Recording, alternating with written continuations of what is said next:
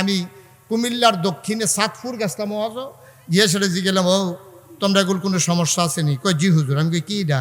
কই হুজুর মাজার ও সাজদা দেয়। কিছু কইতেন না নাকি আপনার আর আফসুস? আহারে সাতপুরও যাইতাম পারলাম না, দিতামও পারলাম না।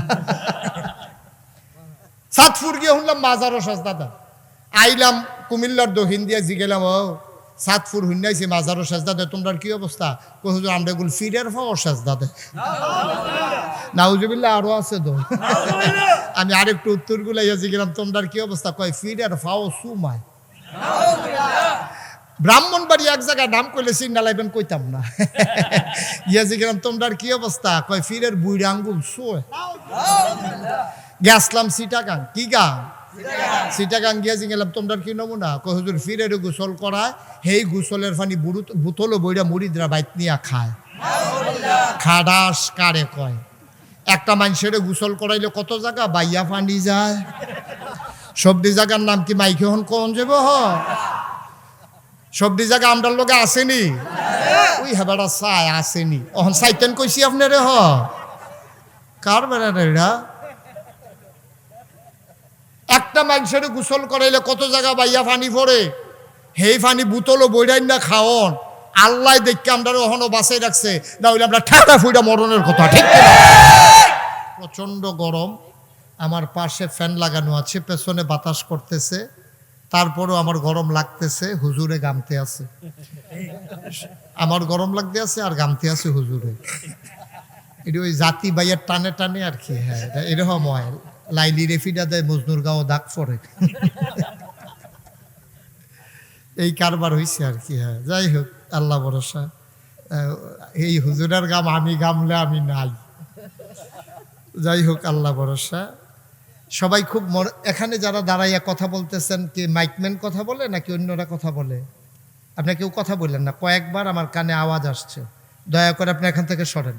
এই যে হলুদ গেঞ্জি, আপনি ভিতরে যান, ভিতরে উদয়ের সামনে এখানে চলে আসো, আমার কাছে চলে আসো, স্টেজে চলে আসো। যান, আপনি যান, ভেতরে যান, ভেতরে গিয়ে বসেন। কোনোভাবেই বিরক্ত করা যাবে না, কোনোভাবেই না। সবাই দয়া করে আমাকে একটু সুযোগ করে দিতে হবে, কারণ আমি এই এলাকায় নতুন তো, আমি আর আসিনি কখনো।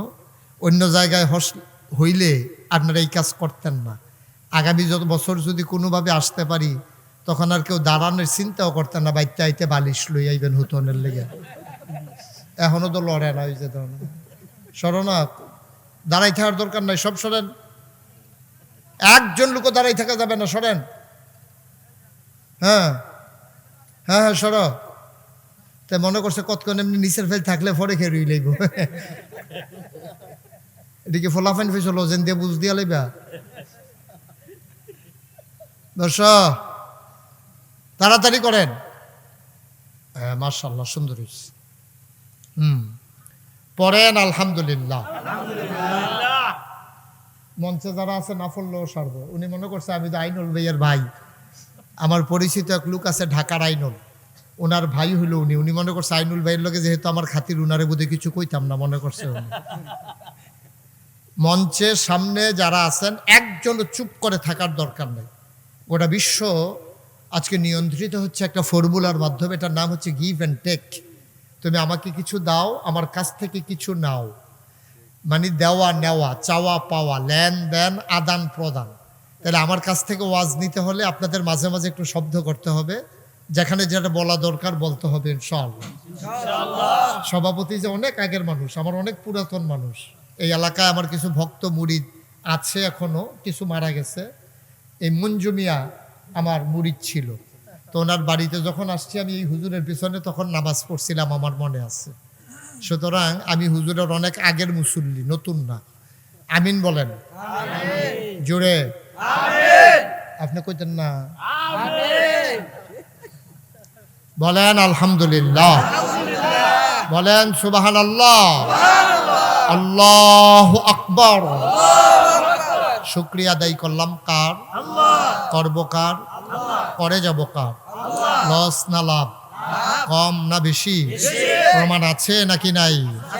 আমার আল্লাহ রাব্বুল আলামিন কোরআনুল কারীমে কত সুন্দর করে ওয়াজ করে দিলেন। আল্লাহ বলেন, লা ইন শাকারতুম লা আযীদান্নাকুম। ও দুনিয়ার মানুষ, নিয়ামত পেয়ে যদি শুকরিয়া আদায় করবে, যেই নিয়ামত পেয়ে শুকরিয়া আদায় করবে, শুকরিয়া আদায়ের কারণে ওই নিয়ামত আমার আল্লাহ আরো বহুত গুণে বাড়িয়ে দেবেন। বলেন সুবহানাল্লাহ। আমার আল্লাহ যা বলেন তা করেন নাকি করেন না? কম কম না বেশি বেশি? প্রমাণ আছে নাকি নাই? কুরআনুল কারীমে 30 পারায় সূরা বুরুজের শেষ অংশে আল্লাহ কত সুন্দর করে ওয়াজ করে দিলেন। আল্লাহ বলেন, ফালুল লিমা ইউরিদ। আমার আল্লাহ এমন আল্লাহ, তার যা মন চায় ওই কাজটাকে আমার আল্লাহ বেশি বেশি করে দেন। বলেন সুবহানাল্লাহ। আল্লাহ দুনিয়ার মানুষের মতো না। দুনিয়ার মানুষ বলে একটা করে আর একটা, ঠিক কিনা? অসুখে পড়লে একরকম, ভালো হয়ে গেলে আরেক রকম, বিপদে পড়লে একরকম, বিপদ দূর হয়ে গেলে আরেক রকম, নদী পার হওয়ার আগে একরকম, নদী পার হয়ে গেলে আরেক রকম, নির্বাচনে দাঁড়াইলে একরকম, পাশ করার পরে আরেক রকম, ঠিক কিনা? একটু বেশি ঠিক না? কমন পড়ছে, হ্যাঁ, মিলছে। হ্যাঁ, মুসলমান মন দিয়ে শোনো, আমার আল্লাহ রাব্বুল আলামিন তিনি যা বলেন তিনি তাই করে দেন। তিনি কখনো ওয়াদা খেলাফ করেন না। তিনি নিজেই নিজের ব্যাপারে ওয়াজ করে দিলেন। আল্লাহ বলেন, ইন্নাকা লা তুখলিফুল মিআদ। আমার আল্লাহ এমন আল্লাহ, তিনি যা ওয়াদা করেন, ওয়াদার খেলাফ করা আমার আল্লাহর জন্য শোভা পায় না, ঠিক কিনা? এই আল্লাহ আছেন নাকি নাই? ছিলেন নাকি ছিলেন না? থাকবেন নাকি থাকবেন না? আমার এই আল্লাহ কয়জন? জোরে কন, আর জোরে, মধুর সুরে, সবাই মিলে মন প্রাণ উজাড় করে গলা ছেড়ে দিয়ে মধুমাখা কণ্ঠে আকাশ বাতাস প্রকম্পিত করে, আইরলের জমিন কাঁপিয়ে দিয়ে রাতের নিস্তব্ধতা ছিন্ন ভিন্ন করে। চলো সবাই মিলে মধুমাখা কণ্ঠে গলা ছেড়ে দিয়ে চিৎকার করে আমার আল্লাহকে সবাই মিলে একটা ডাক দেয়, আল্লাহ। ও প্রাণের আল্লাহ, খুঁজে খুঁজে দেখলাম পীরের মতো পীর হয়, ইমামের মতো ইমাম হয়, মন্ত্রীর মতো মন্ত্রী হয়, এমপির মতো এমপি হয়। আমার আল্লাহর কি মতো হয়? আমার আল্লাহর কি নমুনা হয়? আমার আল্লাহর কি ডুপ্লিকেট হয়? আমার এই আল্লাহ কয়জন? আল্লাহু লা ইলাহা ইল্লাহু। আমার আল্লাহ এমন আল্লাহ, যে আল্লাহর মতো নাই, তার লয় নাই, তার ক্ষয় নাই, তার শুরু নাই, তার শেষ নাই, তার আদি নাই, তার অন্ত নাই, তার দিগন্ত নাই, তার ডেস্ট্রয় নাই। তিনি ছিলেন, তিনি আছেন, তিনি থাকবেন। তিনি কয়জন? আল্লাহ নিজেই কয়, কুল হু আল্লাহু আহাদ। হে নবী, আপনি বলে দেন তিনি এক, তিনি অদ্বিতীয়। দুনিয়ায় এমন কোনো মানুষ নাই, কারো মুখাপেক্ষী নাই। পৃথিবীর যিনি সবার সেরা ধনী, বিলিয়ন ট্রিলিয়ন টাকার ডলারের যিনি মালিক, তিনিও কারো না কারো মুখাপেক্ষী। মুসলমান, একাকী কোনো মানুষ স্বয়ং সম্পূর্ণ না। যিনি বিরাট টাকার মালিক, তিনি যদি পাঞ্জাবি বানাতে যায়, ট্রেইলারের দোকানে যাওয়া লাগে। ও বন্ধু, কাপড় কেনার জন্য কাপড়ের দোকানে যাওয়া লাগে, সেলাই করার জন্য দর্জির দোকানে। যিনি কাপড় বিক্রি করেন, কাপড় কেনার জন্য চলে যান পাইকারি দোকানে। পাইকারি দোকানদার কিনে আনেন ওই মিল ফ্যাক্টরি থেকে, মেইলের মালিক সুতা কিনে আনেন সুতাওয়ালা থেকে। সুতাওয়ালা সুতা বানানোর আগে তুলাওয়ালার কাছে আবার যাওয়া লাগে।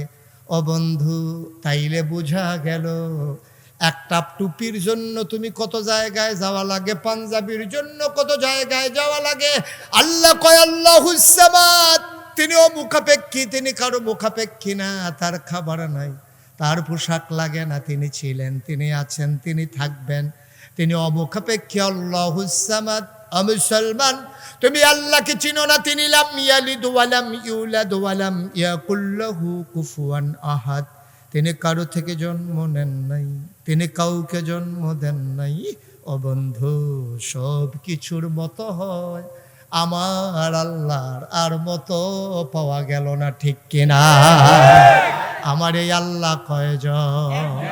চলো বন্ধুরা আমার, ভাইরা আমার আল্লাহ রাব্বুল আলামিন এই দুনিয়ার ভিতরে আপনাকে আমাকে মানুষ করে বানানোর পরে এমনে এমনে ছেড়ে দেন নাই।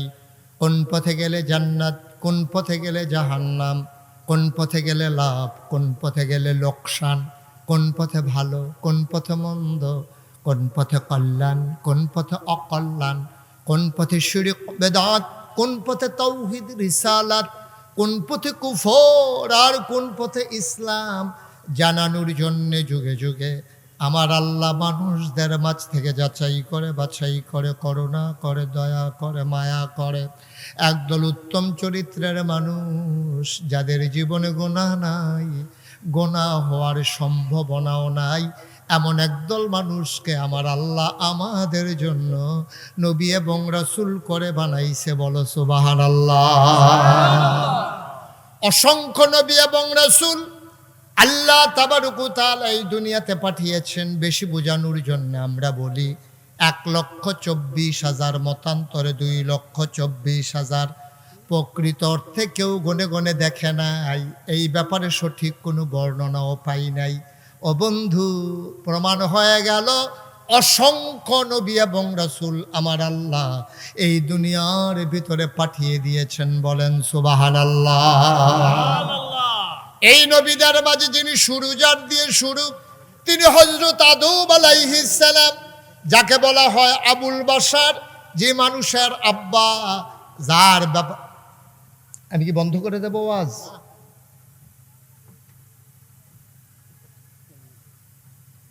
যার ব্যাপারে কথা হলো আদমুস সাফিউল্লাহ।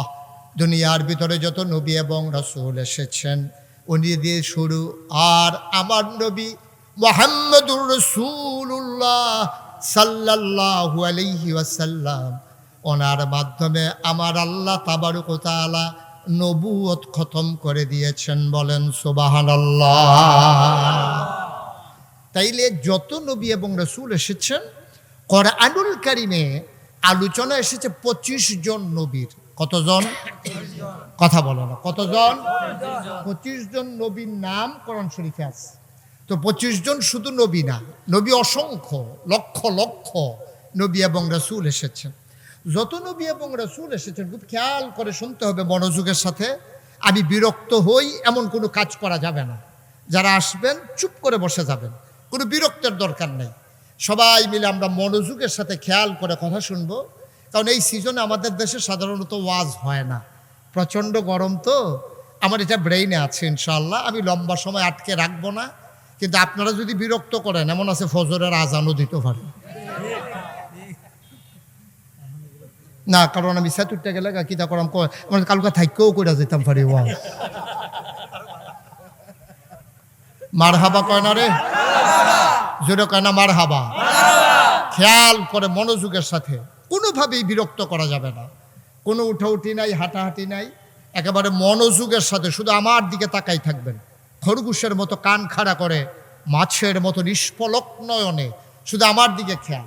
কারণ মানুষের মনোযোগ যেদিকে যায়, নজর যেদিকে যায়, মনোযোগও সেদিকে। আপনি যখন রিক্সার দিকে চাইয়া থাকবেন, আপনি চিন্তা করবেন 3 চাক্কার উপরে রিক্সাটা খেয়ে রয়েছে কেমনি। এটা স্বাভাবিকভাবে আপনি চিন্তা করবেন। সাইকেল দেখলে চিন্তা করবেন, আরে 3 চাক্কা যেমন তেমন 2 চাক্কা দিয়েও তো চালাইয়া যাওন যায়। আপনি রিক্সার দিকে চাইয়া জীবনে ট্রাক্টর লইয়া চিন্তা করতেন না, এটা স্বাভাবিক জিনিস। সুতরাং ওয়াজের ভিতরে বসে আপনি এদিক সেদিক তাকাইলে আপনার মনোযোগ থাকবে না। যতক্ষণ থাকবেন মনোযোগের সাথে শুনবেন ইনশাআল্লাহ।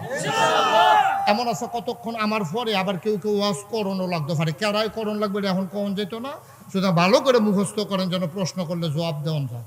আমিন কন না, এই আওয়াজে ওয়াজ হইতো না তো। আমিন কন, জুড়ে কন, আরো জুড়ে। আপনি এত জোরে কন না, কইয়েন আরো জোরে কইয়েন। হ্যাঁ, মারহাবা বলেন, মাশাআল্লাহ। তো যেই কথাটা বলতেছিলাম, অসংখ্য নবী, খুব খেয়াল, অসংখ্য নবী এবং রাসূল।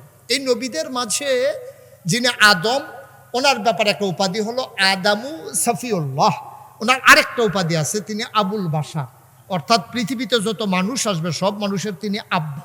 কি কয় না তো কি কি আব্বা কইতে শরম করে? আজাকাত কুজাকাত দিয়ে তো আরো ভালো, মাজারুকে আব্বা কইয়া দুপুর হইয়া লইয়া পড়ে হেইটা পারে বালা। আব্বারে আব্বা কইব শরম করে? আদম কি হয়?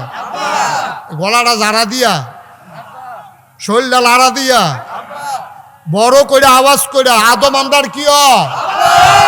আব্বারে আব্বা কইব শরম কি? আজাগাত কুজাগাত গিয়া পারে বালা, আব্বা করে দুপুর হইয়া লইয়া পড়ে মাথা মুথা টিউমার বানাইয়া বাইতাইয়া। আমদার আব্বা হইল ৬০ জন। কয়জন? কথা কও কয়জন? আমদার আব্বা হইল আদম, হইল আমদার আদি আব্বা, ফইলা আব্বা। ইব্রাহিম আলাইহিস সালাম হইল আমরা জাতির আব্বা। সুবহানাল্লাহ কয় না রে? তাহলে ১ নম্বরে আদম আমদার এক আব্বা, ২ নম্বরে জাতির পিতা হইল ইব্রাহিম আলাইহিস সালাম, মুসলমানের জাতির পিতা। ৩ নম্বর হইল নবীজি আমাদের রুহানি পিতা, আর আমরা যার আব্বা তার আব্বা, যার আব্বা তার আব্বা। এটা তো একজন কমন আছে ইনশাআল্লাহ। তাহলে আব্বা হইছে কয়জন রে? এর বাইরে কোনো আব্বা নাই? এর বাইরে কোনো আব্বা আছে? ৬০ জন হইলো আমরা মারহাবা কয় না। আপনার এলাকায় বোধহয় এরকম সমস্যা নাই। আমি তো আবার বিভিন্ন জায়গায় যাওয়া লাগে, তো এক এক জায়গায় এক এক সমস্যা। আমি তো আমরা জাতির আদি পিতা কি নাম? আদম সুবহানাল্লাহ কয় না? কি নাম? আদম আলাইহিস সালাম। মুসলমান মন দিয়ে শুনো, ১ নম্বরে আদম, ওনার ব্যাপারে উপাধি হইল আদামুস সাফিউল্লাহ, ওনার নাম হইল আবুল বাশার। ওনার আর একটা উপাধি মুসলমান।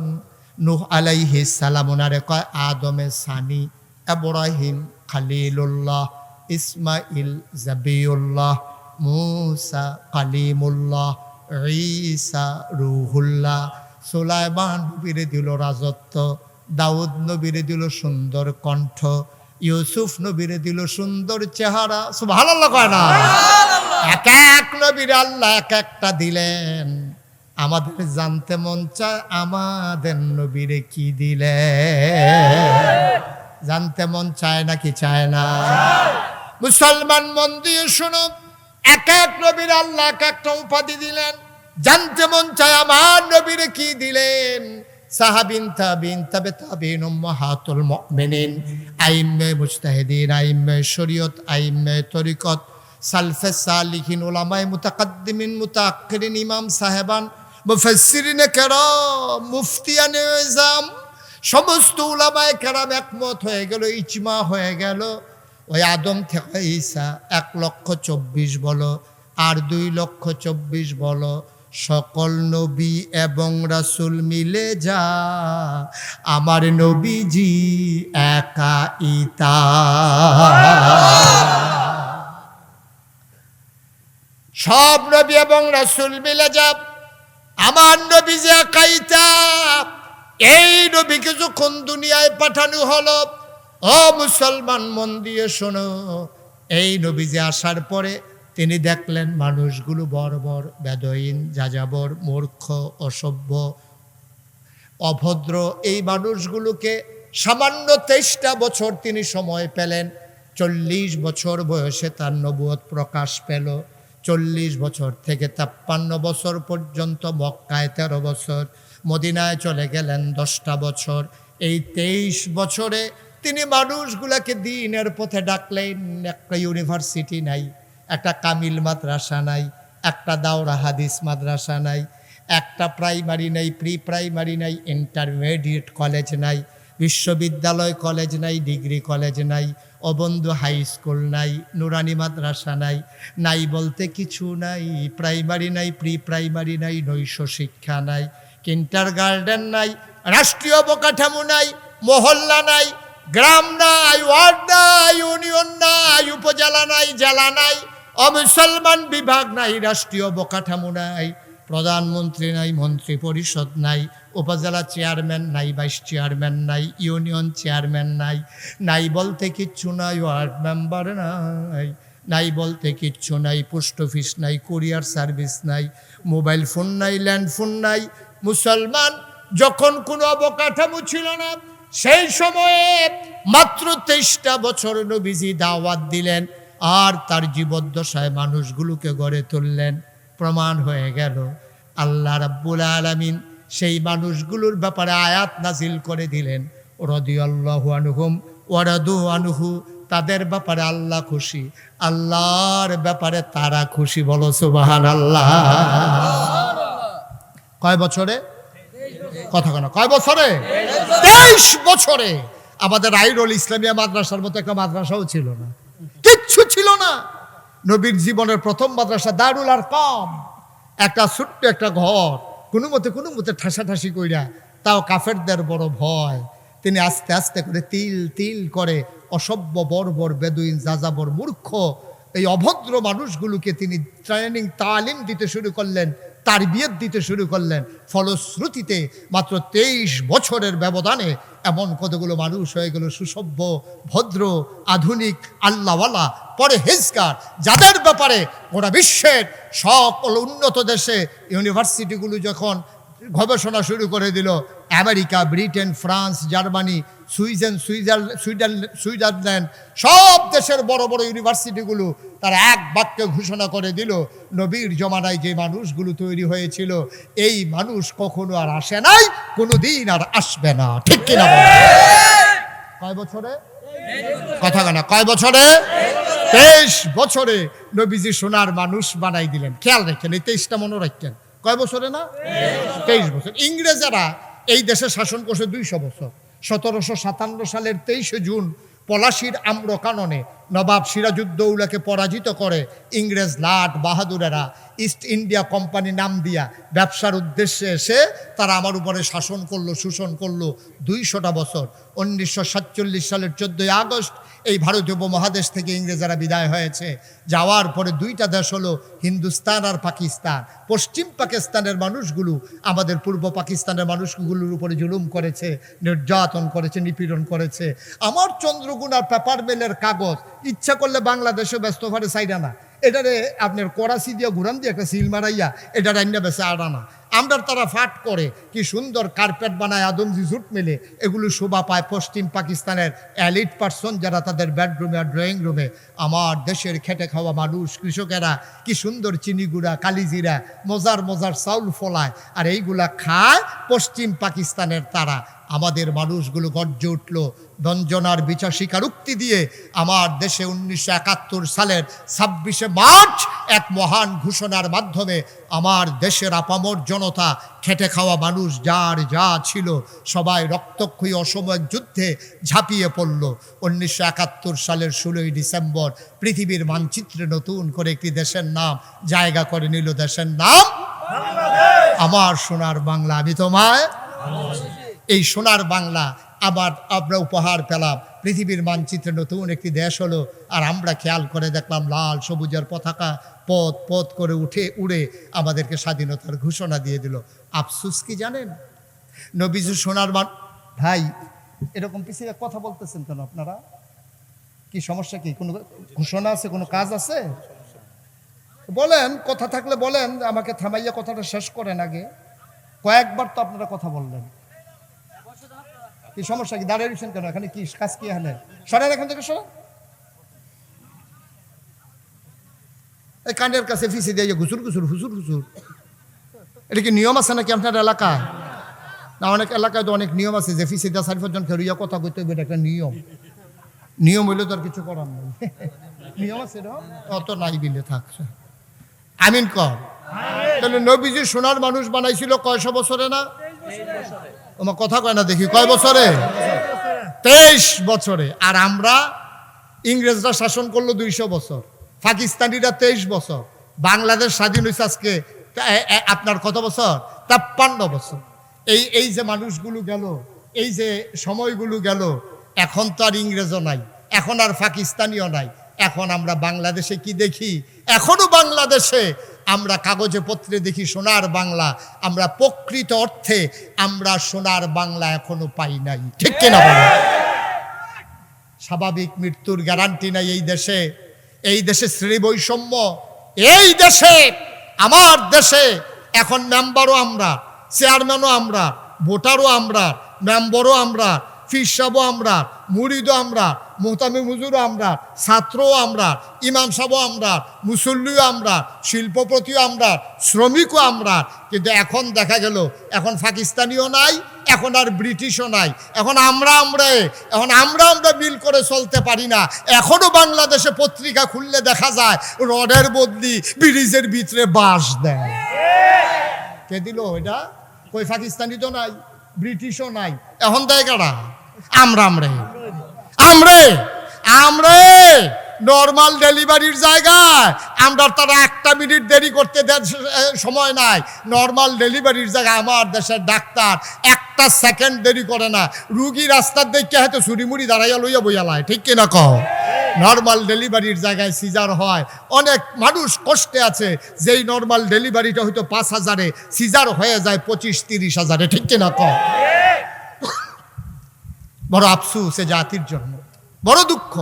নবীজি পারল 23 বছরে, কি মানুষ বানাইলো? 23 বছর আগে এই মানুষগুলো রাস্তার মোড়ে দাঁড়াই থাকতো লাঠি নিয়া, কেউ সম্পদ নিয়ে যাইতে নিলে ডাকাতি করার জন্য। 23 বছর পরে এখনো দাঁড়াই থাকে লাঠি নিয়া, কেউ ডাকাতি করে কিনা পাহারা দেওয়ার জন্য। আজব পৃথিবী। কয় বছরে না? কথা বলা, কয় বছরে? 23 বছর। মুসলমান মন দিয়ে শোনো, আমার আল্লাহ রাব্বুল আলামিন এই দুনিয়ার ভিতরে নবী পাঠালেন। নবী এসে দ্বীনের পথে মানুষকে ডাকলেন। মানুষগুলো দলে দলে দ্বীনের পথে আসলো।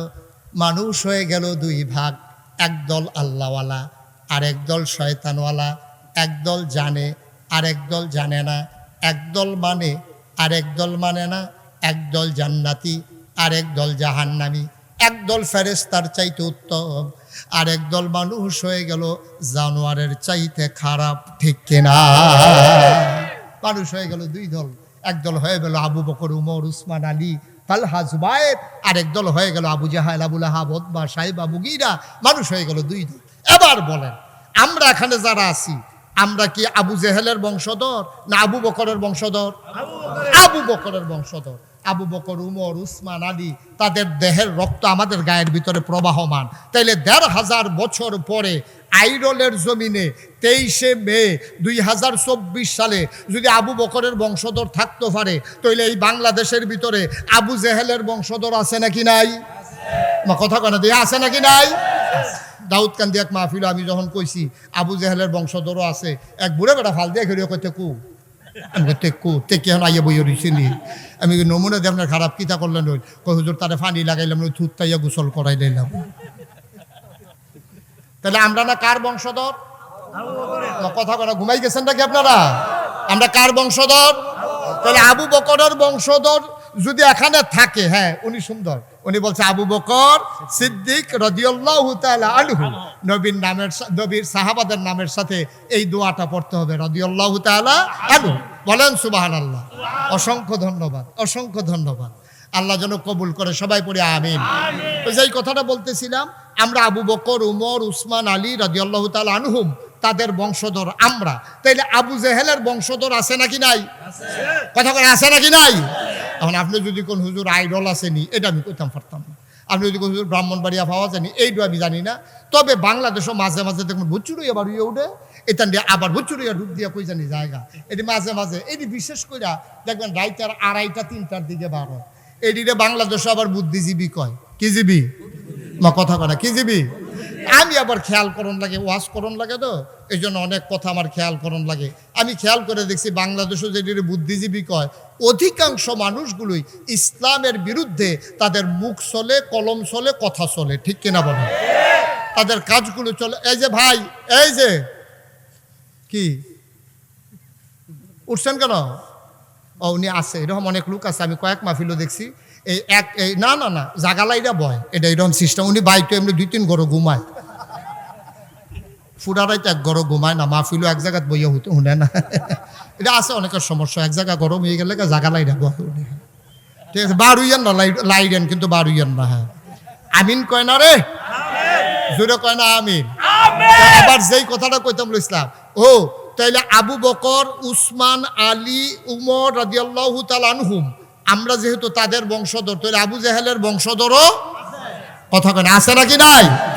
এটা চিনতে হবে ওরা কারা।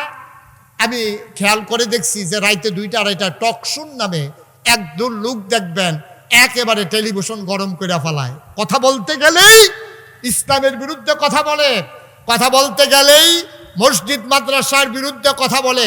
খেয়াল করে দেখেছি ওদের অধিকাংশ মানুষের মাথার ভিতরে চুল নাই, টাক মাথা।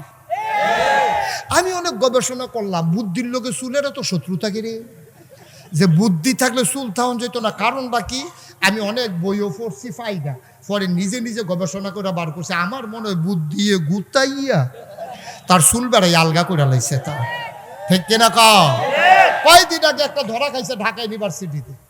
ঢাকা ইউনিভার্সিটির এক প্রফেসর, আপনি 4টিখানি কথা মনে করেন না। ঢাকা ইউনিভার্সিটিতে চান্স পাওয়া, আমি জানি না আইডল গ্রাম থেকে কয়টা ছেলে ঢাকা ইউনিভার্সিটিতে পড়ে। সো টাফ, এটা মারাত্মক বিষয়। ঢাকা ইউনিভার্সিটি প্রাচ্যের অক্সফোর্ড, ঢাকা ইউনিভার্সিটির চান্স পাওয়া এটা বিশাল বিষয়। ঢাকা ইউনিভার্সিটি টিচার প্রফেসর, এটা 4টিখানি কথা মনে করেন না। এটা এমন না যে আপনি অটো চালিন না বেড়ায়, রিক্সা চালাইন না বেড়ায়, এরকম না। এটা ব্যাটারি দিয়াতে রিক্সা চালায় না। সাংঘাতিক বুদ্ধিমান মানুষ, ঠান্ডা মাথায় পরিকল্পিতভাবে একটা কথা বলেছে। মানুষটা কি বলেছে শুনলে আপনি আশ্চর্যান্বিত হয়ে যাবেন। লোকটা কয়, যারা পর্দা করে, খুব খেয়াল করেন, যারা পর্দা করে, বুরকা পরে, নেকাব লাগায়, হিজাব পরে, এইসব মেয়েরা ঢাকা ইউনিভার্সিটিতে পড়ার দরকার নাই। পর্দাশীল মেয়েরা ঢাকা ইউনিভার্সিটিতে পড়ার দরকার নাই। এখন আমার মেয়ে যদি তাইলে বুরকা পড়ার কারণে আমার মেয়ে ঢাকা ইউনিভার্সিটিতে পড়তে পারবে না, এটা কি আপনারা মানেন? আপনার বোন ঢাকা ইউনিভার্সিটিতে পর্দা করার কারণে পড়তে পারবে না, এটা কি আপনি মানেন?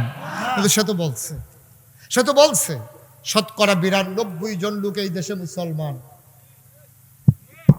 এই দেশে 92% জন লোক মুসলমান। এই দেশে মসজিদ মাদ্রাসার দেশ, এই দেশ বক্তব্যের দেশ।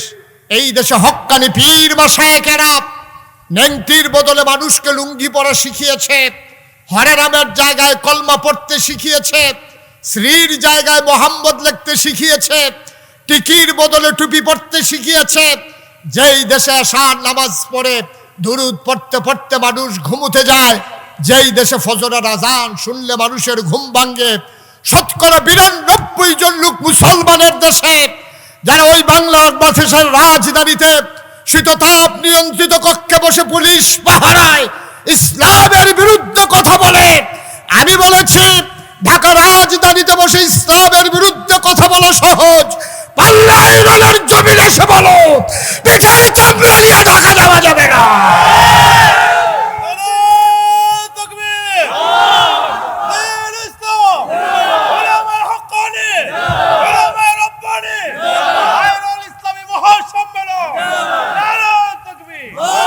সবাই পড়ে না আমিন। মুসলমানের সন্তান বেড়া, তুই যদি মন চায় তোর বউরে তুই উদম করে ছেড়ে দে, পর্দা দিয়ে করাইতে মন না চাইলে কল ছেড়ে দাও। তোমার মেয়েরে তুমি পর্দা না করাইলে না করাও। 92% জন লোক মুসলমানের দেশে এই পর্দার বিরুদ্ধে কথা বলার দুঃসাহস বাংলার মুসলমান মেনে নেবে না, ঠিক কিনা বলো? সুতরাং মন যা চায় তুমি তাই করবা, মুখে দিয়ে যা আসে তুমি তাই বলবা, হ্যাঁ যা মন চায় তাই করবা, এটা হবে না। বেড়া দুধ দিয়া ভাত খায়, লাস্টের দুগলা কষালন দিয়ে হাতে শুরু করছে দুধ দিয়ে, ঠিক কিনা কও? দুধ দিয়া খায় মাসে, গুস্ত টুস্ত বাজি টাজি বর্তা টর্তা ডাইল ডুইল খাইয়া লাস্টে দিয়া দুগলো দুধ দিয়া। বেড়া এত ভাত কি আর দুধ দিয়া খায়নি, হাতে শুরু করছে দুধ দিয়া। সুতরাং আমরা বলতে চাই কারোর সাথে আমাদের কোনো দ্বন্দ্ব নাই, কারোর সাথে আমাদের কোনো ঝগড়া নাই। আমরা কাউকে উস্কে দেই না মারামারি পিটাপিটি করার জন্য। কিন্তু তুমি আমার টুপি দিয়া টান মারবা, আমি বলেছি থাক বুঝে নাই। তুমি আমার পাঞ্জাবি ধরে টান মারবা, আমি বলেছি ঠিক আছে বুঝে নাই। তুমি কোরআনের বিরুদ্ধে কথা বলবা, আমরা বলেছি তাকে শুধরে দিতে হবে। যখন তুমি ইসলামের ফরজ বিধান নিয়ে কথা বলো তখন কলিজায় লাগে, বরদাস্ত হয় না, ঠিক কিনা বলো?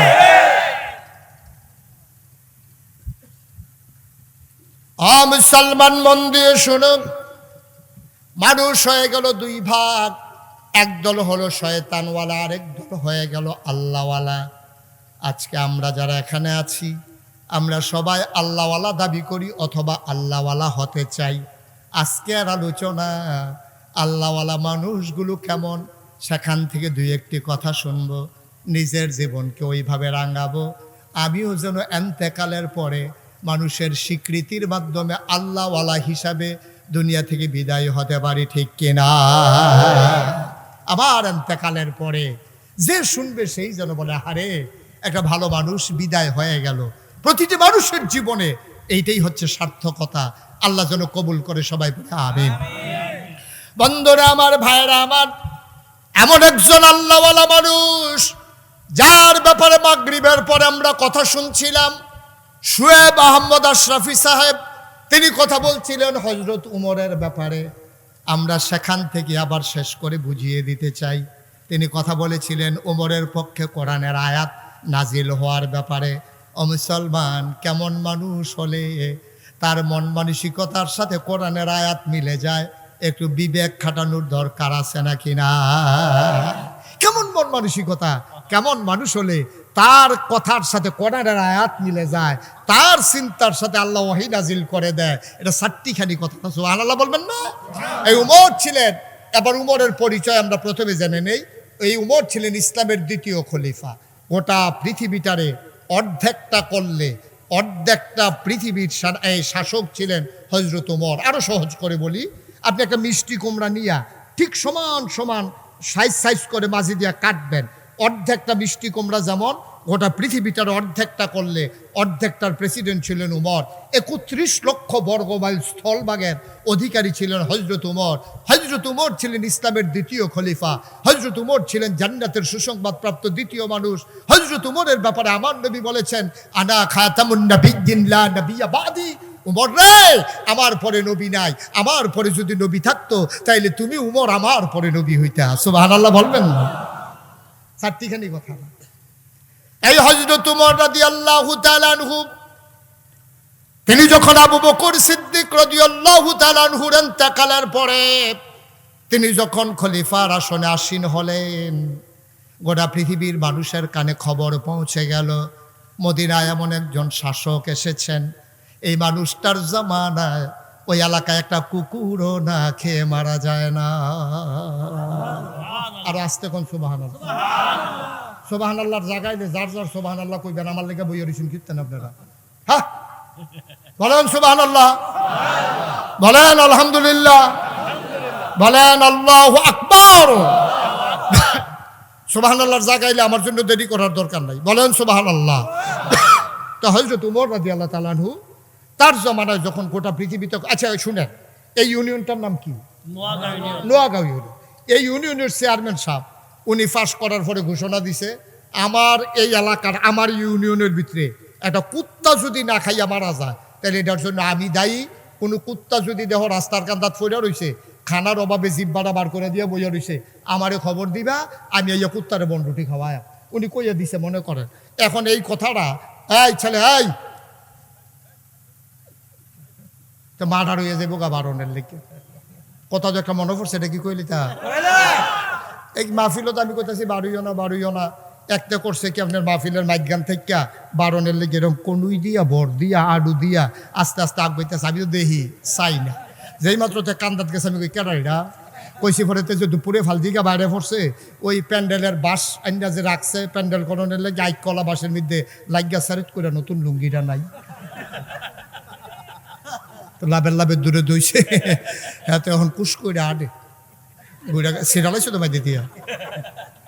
বাইক গেলে কি জবাব দিব এই চিন্তা দতে অন্য কেন গেছে গা, বাইতো গেছে না, তার বউ তো ধরব, তুমি নতুন লুঙ্গি ছিড়লো কেমনি, এটা কইয়া যাও। তে যে এই কারবার করতে গেছে এটা কোনো যায় না, এটা এত বুদ্ধি খাটানোর দরকার নাই। ভাই বসেন, আমি তো যাব সেই কুমিল্লা, আর আপনারা এখানে তো বাড়িতে গিয়ে শুয়ে যাবেন, এত টেনশনের কি আছে? আমি ছাড়তে চাইলেও আপনারা শুনবেন, এটা হইলো আদব। আল্লাহ যেন কবুল করে, সবাই কোনা আমিন।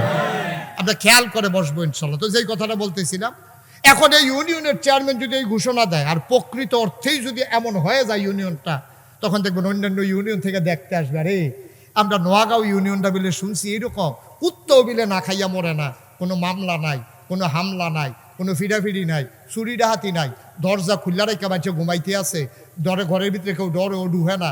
লো আমরা কিন্তু ইউনিয়নটা চাই আই, বেআই আইব, তা লুইয়ে আইব, পাশের গ্রামের তারা ইয়া দেখবো মাশাল্লাহ কি সুন্দর, রাস্তার কান্দা দিয়া পানি পড়ে না, বাড়ির পানি ছাড়ে তারা পাইপ দিয়া, এরপরে রাস্তার দিকে তারা গোবরের সেনা মেনা ছাড়ে না, মানুষ এই রাস্তা দিয়ে হাঁটবো, রাস্তার ইট নিয়া কেউ গরুর তলে বিছায় না, আংডা লাগাইয়া কারেন্ট চুরি করে না।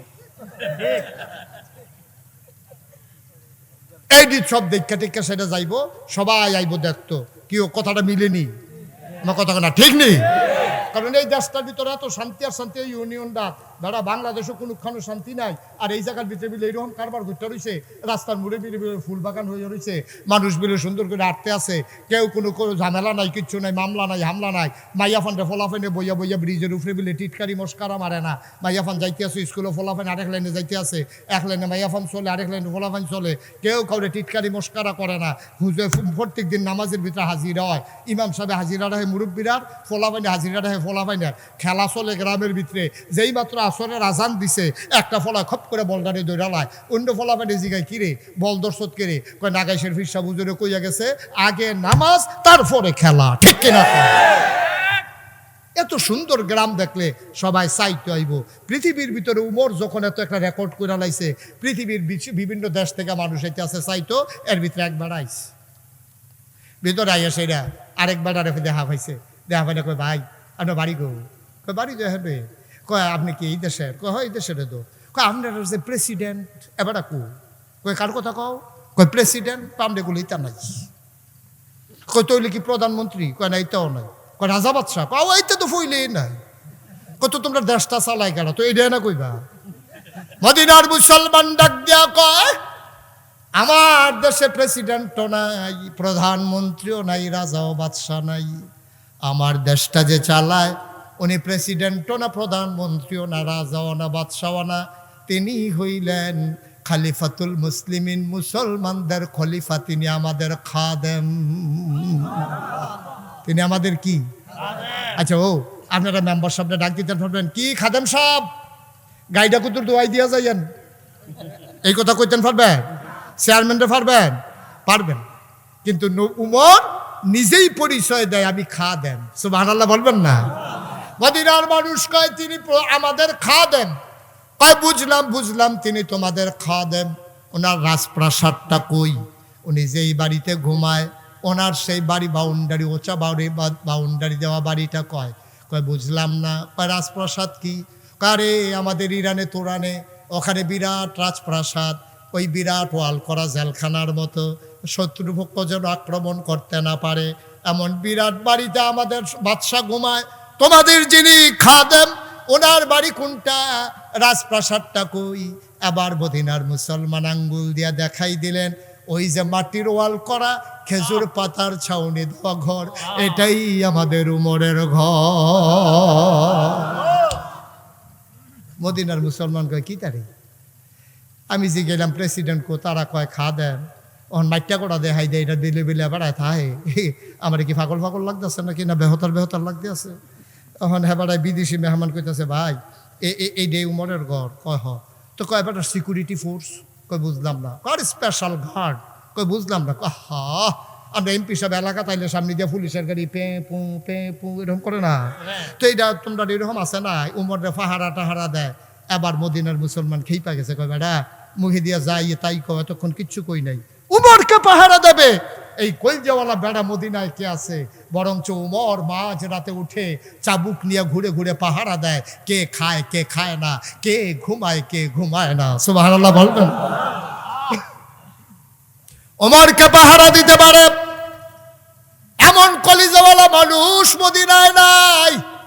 আমাদের উমর পাহারা দেয়, কে খায় না, কে ঘুমায় না, কয় বুঝলাম না, কয় শোনো ঘটনা শোনো, আমাদের ওমর কেমন খলিফা তুমি তো জানো না রে ভাই।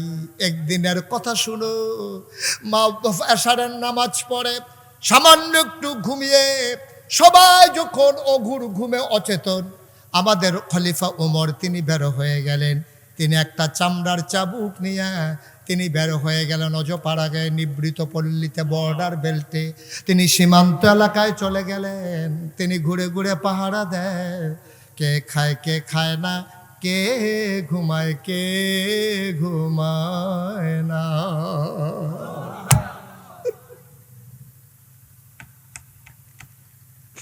পাখিগুলো আপন নিরে ঘুমিয়ে পড়েছে, গরুগুলো গোয়াল ঘরে, দাওয়ারিশ কুকুরগুলো নিরাপদ আশ্রয়ে ঘুমায়।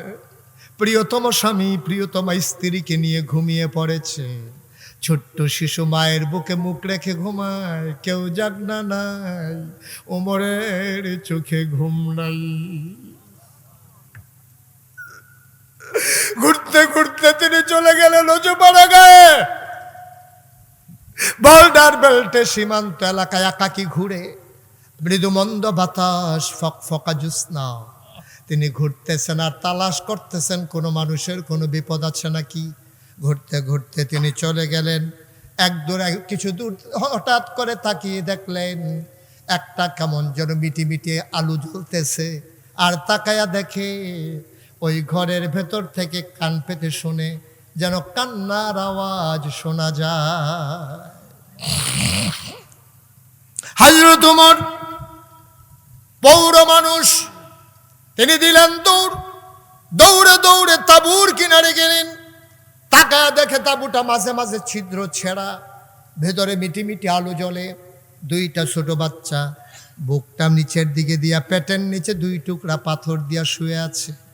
আর মাটা চুলার ভিতরে আগুন জ্বালাইয়া একটা পাতিলার ভিতরে পানি দিয়া কয়েক টুকরা পাথর দিয়া কাঠি দিয়া নাড়তেছে আর চোখের পানি মুছতেছে।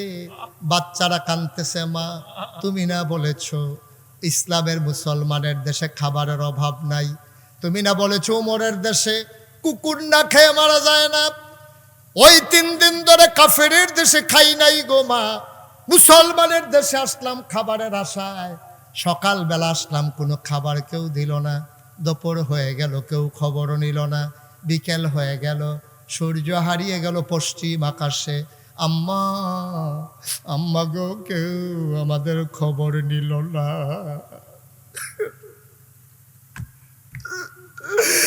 রাত পার হয়ে যায়, কই তোমার উমর, কই তোমার ইসলাম, কই তোমার মুসলমান, কেউ তো খবর নিল না গো আম্মা। উমর কান পেতে শুনতেছে, বাচ্চারা হাউ মাউ করে কান্দে। আর মহিলাটা আঁচল দিয়ে চোখের পানি মুছে আর পানির ভিতরে পাথর দিয়া কাঠি দিয়া নাড়তেছে। বাচ্চাদেরকে মিথ্যা সান্ত্বনা দেয়, ও বাবারা ঘুমিয়ে পড়ো, তোমাদের জন্য খাবার রান্না করতেছি, কিছুক্ষণের ভিতরে খাবার হয়ে যাবে, তাইলে আমি তোমাদেরকে ডেকে নেব, এখন ঘুমিয়ে পড়ো। মায়ের চিন্তা হলো বাচ্চারা যদি ঘুমিয়ে যায় খাবারের জন্য আর বিরক্ত করবে না।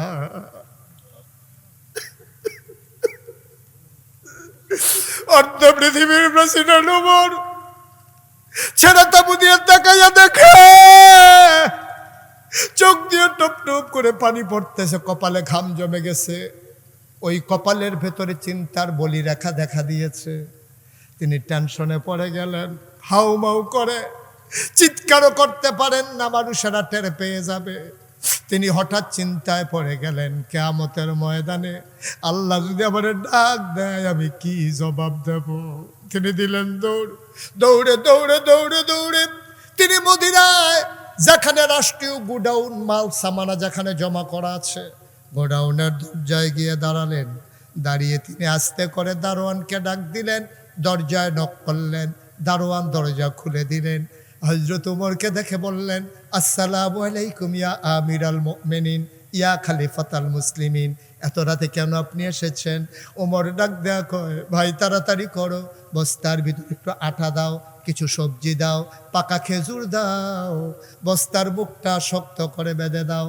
বস্তার ভিতরে আটা দেওয়া হলো, খেজুর দেওয়া হলো, সবজি দেওয়া হলো, বস্তার মুখ বেঁধে দেওয়া হলো। 2 জন কর্মচারী পিছনে এসে দাঁড়িয়ে আছে।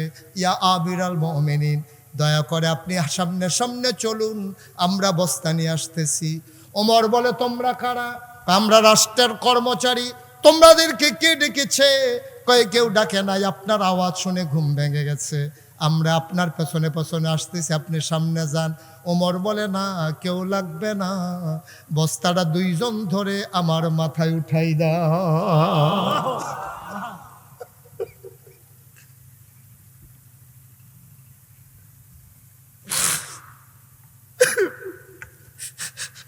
বস্তাটা মাথায় উঠাই দাও। কর্মচারীরা আমরা রিজাইন দেব, চাকরি করব না। আমরা থাকতে আপনি যদি বস্তা মাথায় নেবেন তাইলে আমাদেরকে কেন রেখেছেন? আমাদেরকে বিদায় করে দেন। ওমর বলে, কেন? আমি বস্তা নিলে সমস্যা কি? দায়িত্ব আমার, বস্তা তাড়াতাড়ি আমার মাথায় দাও। যুবকেরা বলে, কর্মচারীরা বলে, না, আপনি সামনে সামনে যান, আমরা বস্তা নিয়ে আসতেছি। ও আইরনের মুসলমান, মুশতাক ফয়েজি কোনোদিন তোমাদের কাছে আসে নাই, আর কোনোদিন আসবো কিনা জানি না। কোনোদিন যদি মুশতাক ফয়েজি না আসে, মনে রাখবা আমি এসেছিলাম, মনে রাখবা আমি কথা কয়টা বলে গেলাম। মাইনা মাইনা চইল, একদিন তো তুমি মরেই যাবা। তোমারে যেই দিন কাফন পরাইয়া মাটির কবরে দাফন করে দেবে, এমন একটা জিন্দেগি কইরো রে ভাই, সবাই দেখুক মাটির কবর, তুমি যেন মাটির কবর মাটি নাই, তুমি যেন দেখো মাটির কবর জান্নাতের টুকরা হয়ে গেছে।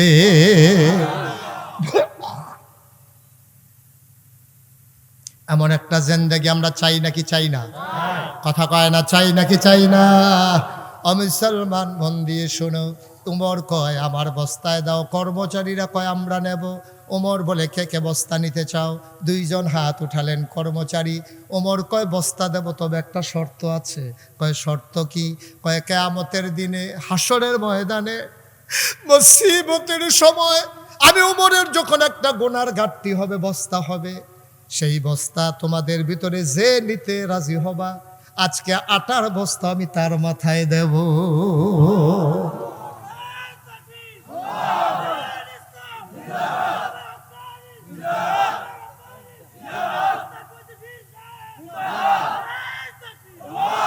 আমি তার মাথায় বস্তা দেব।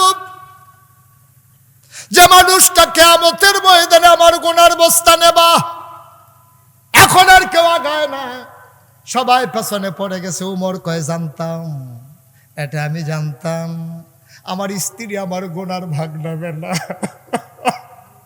আইরনের মানুষ, কোন চিন্তায় সংসার করতেছ? নিজের স্ত্রীর জন্য, সন্তানের জন্য তুমি সুদে টাকা খাইয়া টাকা বাড়াই দিয়া যাইতেছ। 5 কানি জমিন তুমি 10 কানি বাড়াই দিয়া যাইতেছ। তুমি নতুন বাড়ি করে দিচ্ছ, বাচ্চারা ওই বাড়িতে ঘুমাবে। তুমি এই বাড়ি বানাইতে গিয়া কতদিন তুমি নামাজ কাজা করেছো, তুমি জুমার নামাজও কাজা করে ফেলেছো। এই ঘর বানাইতে গিয়া তুমি আজকে মরে দেখো রে ভাই, তোমার লাশটা যদি ঘরের বাইরে নেয়, তোমার বিবি বৃষ্টির ভিতরেও তোমার লাশটা আর ঘরে ফিরাবে না, ঠিক কিনা? কি রঙের ঘোড়া দৌড়াইতেছি আমরা। এই বিবির জন্য তুমি কি না করেছো? এই সন্তানের জন্য তুমি কি না করছো? আজকে মাহফিলের পরে বাড়িতে গিয়া তোমার বিবিরে জিগাইবা, ও বিবি, আমার জীবনে যত গুনাহ তুমি ভাগ নেবা নাকি? দেখবেন অপর দিকে মুখ ফিরাই ফেলবে, মুচকে হাসি দিয়া বলবে, আমার গুনাহ নিয়ে তো আমি টেনশনে আছি, তোমার গুনাহ নেব কখন? কেন তুমি এই কাজ করছো? তুমি কি না করছো? তুমি, তোমার আব্বা, তোমার আম্মা তোমার কত কষ্ট করে বিদেশ পাঠাইছে। আরে তুমি তো জানো না, তোমার সব হয়ে গেছে, তোমার টিকেটের টাকা নাই, তোমার আব্বা পাগলের মতো দৌড়াইতে আছে, কেউ টাকা দেয় না। তোমার আব্বা পেরেশানি দেখা, তোমার আম্মা তোমার আব্বার পেরেশানি দেখা ওই সন্দুকের নিচ থেকে ওই 40 বছর আগে বাবা দিছিল একটা কানের এই গলার মালা, সেইটারে পেঁচাইয়া তেনা দিয়া রাইখা দিছিল, যেটা আমি বিপদের দিনে কাজে লাগবে। ওই তেনা পেঁচানো সেই স্বর্ণের চেনটা বাইর করে দিয়া কানতেছে। আব্বা দিছিল, মরা আব্বার স্মৃতি। বিয়ার সময় আব্বা অনেক কষ্ট করে 2 গন্ডা খেত বেচা আমার বিয়াতে এই চেনটা দিছিল, নেন এটারে বেচা আমার ফুতের জন্য টিকিট কাটেন। সেই টিকিট কাইটা তুমি বিদেশ গেছো, বিদেশ গিয়া তুমি টাকা জমাইছো, তুমি সিগারেটের প্যাকেটের ভিতরে পেঁচাইয়া তুমি ফুব্বারার কুদ্দুসের কাছে তোমার বউয়ের লেগা কানে গলার মালা ফাড়াইছো। তোমার মায়ের কথা মনে নাই, ঠিক কিনা কম? তোমার মায়ের কথা মনে নাই? সেন বেসলো তোমার মা, সেন পায় তোমার বউয়ে। তুমি বোকা, তুমি নাদান, তুমি মূর্খ, তুমি মায়ের অযোগ্য সন্তান, ঠিক কিনা বলো? তোমার উচিত ছিল তোমার মায়ের কাছে সেন্ডা পাঠানো, যে আম্মা তোমার সেন্ডা আমি ঋণী, আমি একটা চেন কিনতে পারছি আম্মা, এটা তোমারে পাঠাইলাম। তোমার মা এত বোকা না। তোমার মায়ের চেনটা পাইয়া কি করতো জানো? একবার বলতো, বউ রে বউ গো, আমার ফুতে চেন ফাটাইছে, দেখি আমার গলাত পরাই দাও, দেখি কেমন দেখা যায়। চেনটা দিয়ে তোমার মা কাঁদতো, তোমার জন্য দোয়া করতো। তারপরে এই চেনটা খুইলা তোমার বউয়ের গলায় পরাই দিত। ঠিক কিনা বলো? তোমার মা বুড়া বেড়ি চেন পরার লেগে এত পাগল না, তুমি ব্যাকল। তুমি সুন্দর করে মারে দিলে তোমার বউয়ে পাইতো, কিন্তু তুমি বউয়েরে দিয়া মার কলজাটারে ভাঙ্গা লাইছো। ঠিক কিনা কও? খুব খেয়াল রাখতে হবে।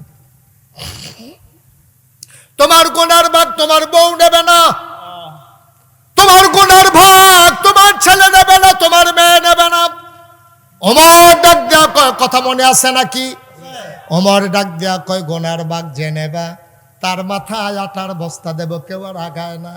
ওমর কয়, জানতাম কেউ নেবা না, দাও দাও দাও, আমার গোনার বস্তা আমাকে যেহেতু নিতে, আজকে আমার দায়িত্বের আটার বস্তাটাও আমার মাথায় উঠাই দাও। দুইজন ধরে আটার বস্তাটা ওমরের মাথায় উঠাই দিল। ওমর আস্তে করে, বুড়া মানুষ আটার বস্তা নিয়ে মরুভূমির মাঝে হাঁটতেছে। আকাশের চাঁদটা দেখে লজ্জা পাইছে, ব্যাগের আড়ালে লুকাই গেছে। সুবহানাল্লাহ বলবেন না? আকাশের চাঁদটা যেন মনে মনে ডেকে কয়, মাওলা এটা কি দেখলাম মাওলা? হযরত ওমর অর্ধ পৃথিবীর প্রেসিডেন্ট, জান্নাতের সুসংবাদ প্রাপ্ত দ্বিতীয় মানুষ, ওয়ামাই আমিরুল মুমিনিন, খলিফাতুল মুসলিমিন। এই ওমর কেন আজকে মাথার ভিতরে আটার বস্তা নিয়ে দৌড়ায়? ফেরেশতারা চিৎকার করে কান্দে, মাওলা এই মানুষ নি তুমি বানাইছিলা গো মাওলা, এটা কেমন মানুষ গো মাওলা? ওমর দৌড়ায় দৌড়তে দৌড়তে ঘামতে ঘামতে তিনি ওই মরু প্রান্তরে বর্ডার বেল্টে সীমান্ত এলাকায় ওই ছেঁড়া তাঁবুর সামনে গিয়ে দাঁড়ালেন। সালাম দিলেন, আসসালামু আলাইকুম। ভেতর থেকে মহিলা কয়, ওয়ালাইকুম আসসালাম। ওমর ডাক দেয়া কয়, মা ও মা, দরজা খুলে দাও গো মা। তাকায়া দেখো কে তোমার দরজায় দাঁড়িয়ে আছে।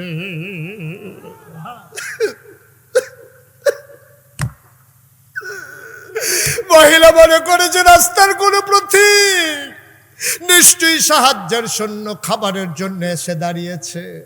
মহিলাটা কয়, বাবা কে আমারে মা ডাকে? আমি মা হওয়ার উপযুক্ত না, আমারে মা ডাইকো না। আমার জন্ম দেওয়া দুইটা সন্তান 3 দিন ধরে আমি খাইতে দিতে পারি না, আমি কিসের মা? কিসের মা? আমার মা ডাইকো না, আমি মা হওয়ার উপযুক্ত না, পেটে সন্তান ধরেছি, খাবার দিতে পারি না। তুমি অন্য তাঁবুতে যাও, আরেকদিন আইসো, আমি পারলে তোমারে সাহায্য দেব। ওমর ডাক দেয়া কয়, মা ও মা, তুমি আমারে চিনো নাই গো মা, আমার কোনো সাহায্য লাগবে না, দয়া করে দরজাটা খুলে দাও। মহিলা দরজা খুলে দিলেন।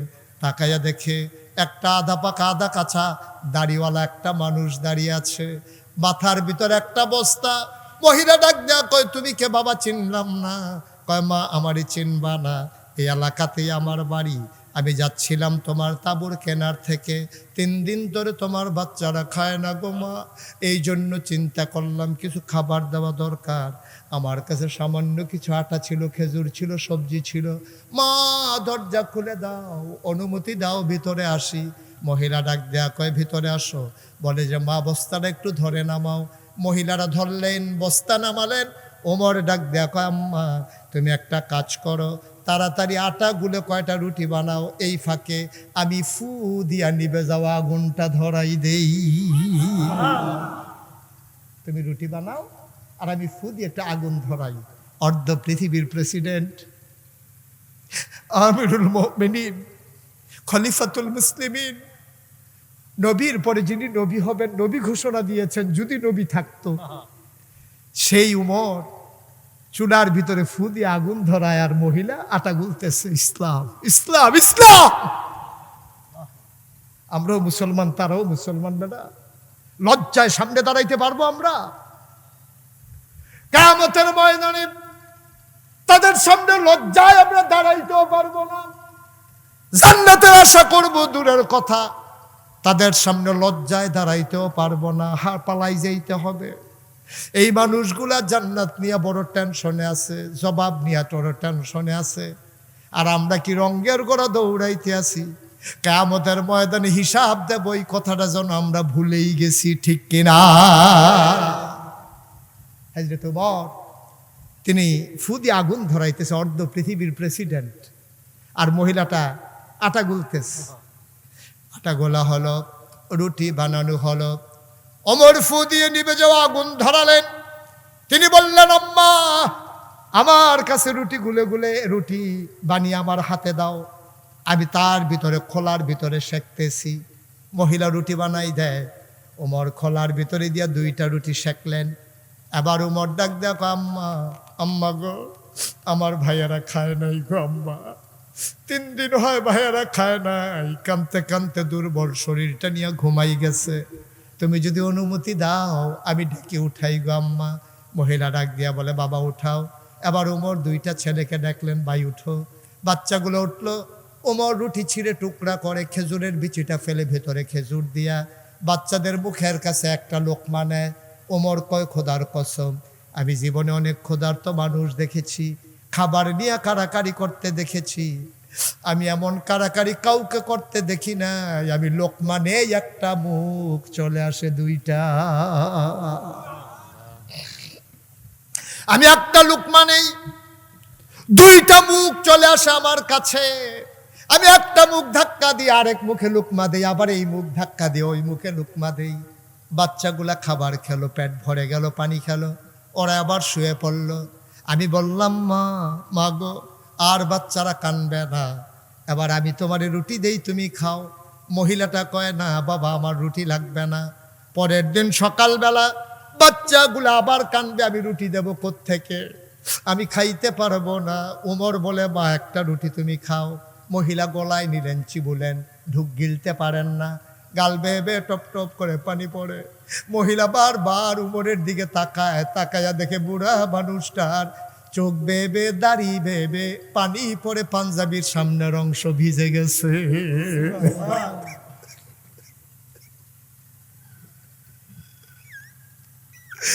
মানুষটার পাঞ্জাবিটা ভেজা, দাড়ি বেয়ে বেয়ে টপ টপ করে চোখের পানি পড়ে। মহিলাটা ডাক দেয়া কয়, বাবা তোমার নাম কি? আমি জানি না, তোমার আমি চিনিও না। তোমার মতো মানুষ থাকতে ওমরের মতো মানুষ আবার খলিফা হয় কেমনে? মদিনার মানুষগুলোকে তোমাকে দেখে নাই, উমরের মতো এত শক্ত মন, সকালবেলা ঢুকলাম এই পর্যন্ত খবর নিল না, উমর কেমনে খলিফা হয়? তোমারে কি মানুষ চিনে না বাবা? তুমি হইলা খলিফা হওয়ার উপযুক্ত, উমর তো আসে নাই, তুমি তো ঠিক ঠিক এসেছো। তোমার মতো মানুষ থাকতে উমর কেমনে খলিফা হইল? আমি সকালবেলা ঘুরে ঘুরে মদিনার মানুষকে বলবো, উমর খলিফা থাকার কোনো উপযুক্ততা নাই, তারে নামাইয়া তোমারে যেন খলিফা মানাই দেয়। আমি সবাইকে সকালবেলা ঘুরে ঘুরে বলবো। ওমরের গাল বেয়ে বেয়ে পানি পড়ে, ডাক দেয়া কয়, মা এখন কথা থা, তুমি একটা রুটি খাও। মহিলা রুটি খায় আর গাল বেয়ে বেয়ে পানি পড়ে। ওমর চলে আসলেন, আসার আগে বললেন, মা তুমি একটা কাজ করে সকালবেলা উমরের দরবারে আইসো। মসজিদে নববীতে উমর সেখানে বসে, মা গো আমার সাথে উমরের বড় খাতির গো আম্মা, উমরের সাথে আমার বড় খাতির, আমি যা বলি উমর তাই করে, আমার কথা উমর ফালায় না। তুমি সকালবেলা আইসো, আমি উমরকে বলে তোমার মাসিক রেশনের ব্যবস্থা করে দেব। তুমি আইসো, সেখানে তোমার জন্য মাসিক রেশন দিয়ে দেব। আমি উমরকে বললে উমর ফালাবে না। উমর আস্তে করে হাঁটতে হাঁটতে বাসায় চলে আসলেন, তাহাজ্জুদ পড়লেন, ফজরের নামাজ পড়লেন। উস্কু খুস্কু তার চুলগুলো, দাড়িগুলো তার এলোমেলো, চোখগুলো তার লাল। মানুষগুলো জিজ্ঞেস করে, ইয়া আমিরাল মুমিনিন, আপনি কি কোনো সমস্যায় আছেন? উমর বলে, না, রাতে ভালো ঘুম হয় নাই, এই জন্য মনে হয় চোখ লাল হয়ে আছে। ওমর বসে বসে সবার সাথে পরামর্শ করতেছেন। মহিলাটা 2টা বাচ্চার হাত ধরে মসজিদে নববীর দরজায় গিয়ে দাঁড়ালেন। একজন মানুষকে জিজ্ঞেস করে, ভাই ও ভাই, একটা লোক বলছিল এখানে নাকি উমর থাকে, আমাকে দেখা করতে বলছিল। ভাই ওই যে মসজিদের ভেতরে আমি নাকি এখানে নাকি উমর বসে, উমর কোনটা? এবার মানুষটা আঙ্গুল দিয়া দেখাই দিল, সবার মাঝে লম্বা মানুষটা যিনি বসে আছেন তিনি ওমর। মহিলা তাকায়া দেখে যারা আঙ্গুল দিয়া দেখাই দিছে ওই মানুষটার কেউ না, রাতের বেলা যে ফু দিয়া আগুন ধরাইছে।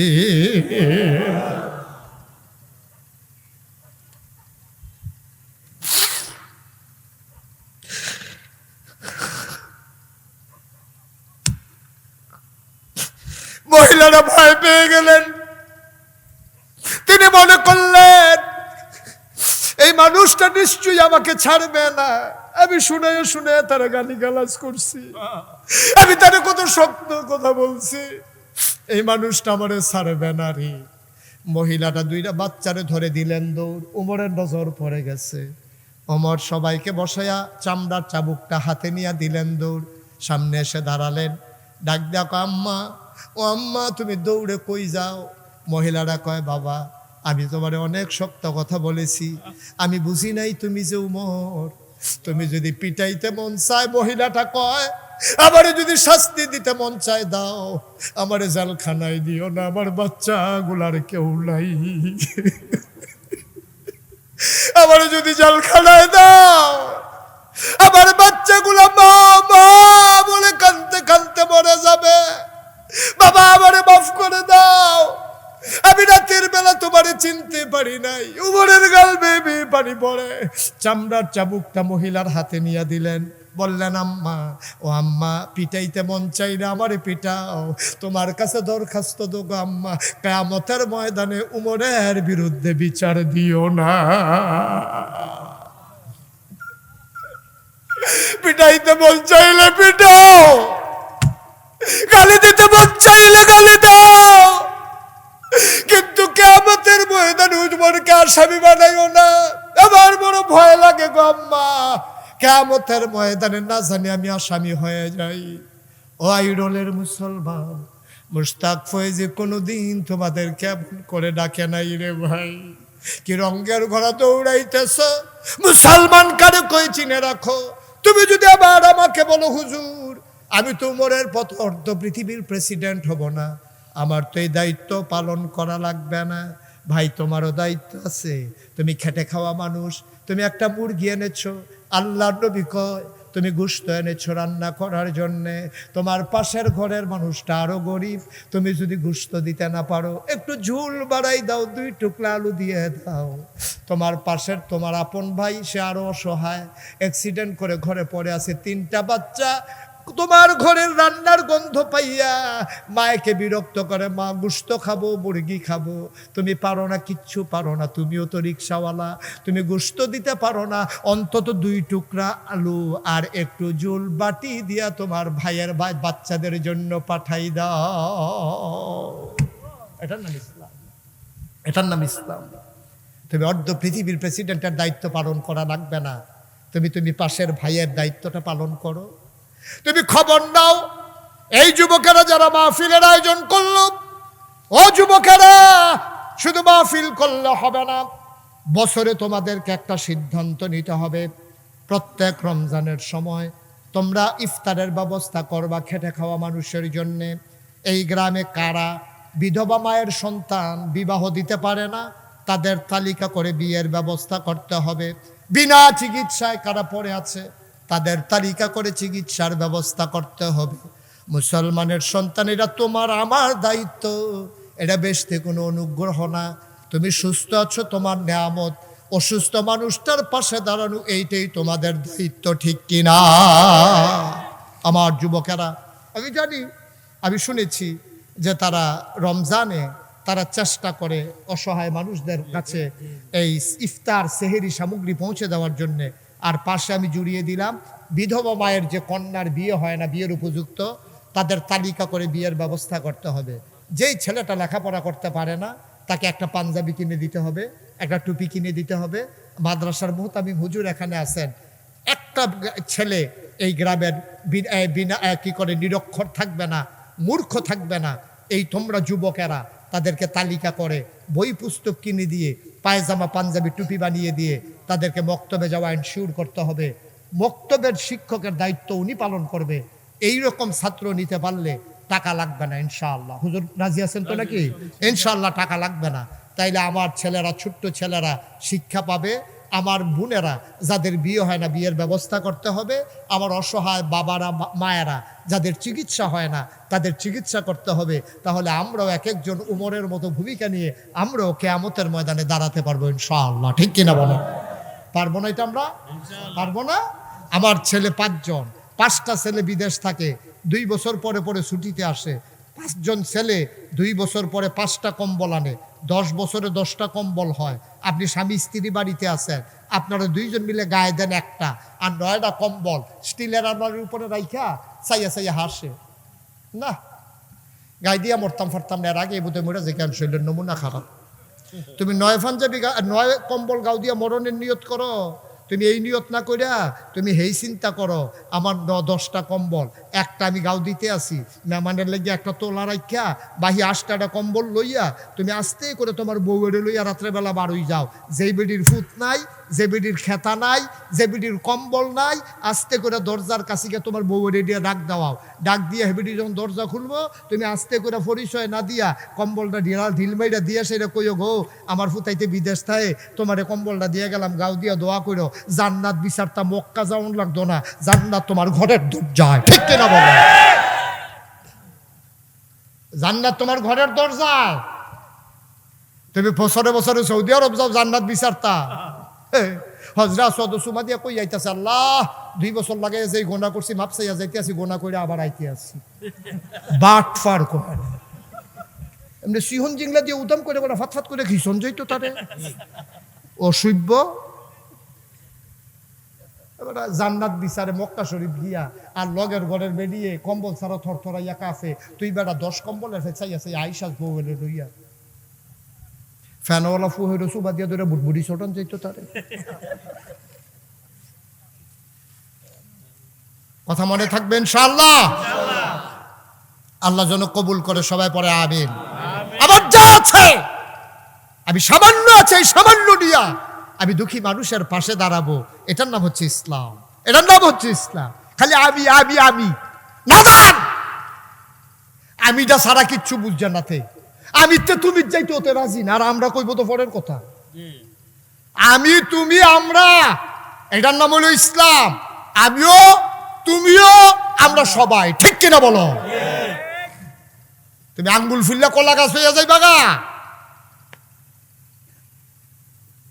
তুমি পয়সাওয়ালা মানুষ হইছো দুনিয়ায়। রমজানের সময় বাইকিং করে, এবার আইয়া দিব জাকাতের কাপড় দিব, লাইন ধরেন, নকলে লাইন ধরেন, মা ডয়েন্ডার লাইন ধরে, তোর জাকাতের গুষ্টি মারি আমি। অসভ্য। জাকাত দিত গিয়ে ফোনটা বুঝতাম ফারাইয়া মাইরা লাইছে। ঠিক কিনা কও? এই যারা জাকাত নিতে আইছে দুনিয়ার মানুষ, তে দেয় না, ওই সাংবাদিকরা দেখাইবো বেশি মানুষ হইছে, বেশি মানুষ দেখানোর লাগিয়া তে দুনিয়ার মানুষের লাইন ধরাইছে। এই জাকাত তোরে কে শিখাইছে? অসভ্য, বেয়াদব। জাকাত দেওয়া কে শিখাইছে তোমারে? এই জাকাতের সিস্টেম না।